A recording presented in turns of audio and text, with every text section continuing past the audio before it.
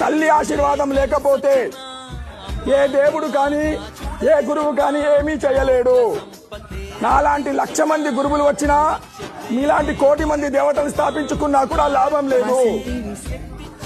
మనందరికీ మొట్టమొదటి కావాల్సింది, ఏ తల్లి అయితే నిన్ను 9 నెలలు కడుపులో మోసిందో, ఏ తండ్రి వీర్యంలో నుంచి నిన్ను లోపలికి తీసుకున్నదో, ఏ తల్లి అయితే తండ్రి వీర్యంలో నుంచి నిన్ను లోపలికి తీసుకున్నదో, 9 నెలలు కడుపులో మోసిందో, 1,00,000 సార్లు ఏ తల్లి అయితే మనల్ని మలమూత్రాల నుంచి తీసిందో, ఏ తల్లి అయితే నేను 1,00,000 సార్లు ఎరుగుతే ఉచ్చబోస్తే వామిటింగ్ చేస్తే తీసింది, ఆ 1,00,000 సార్లు ఏ తల్లి అయితే రక్తాన్ని కూడా పాలు చేసి తాపిందో, ఆ తల్లి ఆశీర్వాదం లేకపోతే ఈ ప్రపంచంలో మనము బతికి కూడా జీవించి కూడా లాభం లేదు.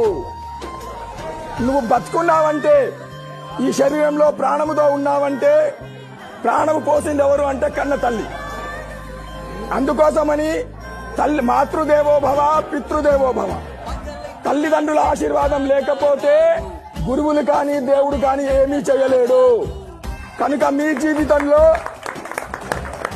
కనుక మీ అందరి జీవితంలో ఒక్కరోజు కూడా మీరు ఉండకూడదు, ఈ రోజు నేను నా తల్లిదండ్రిని స్మరించుకోలేదు, తల్లిదండ్రిని యాడ్ చేసుకోకుండా మీ జీవితంలో ఒక్కరోజు కూడా గడపద్దు.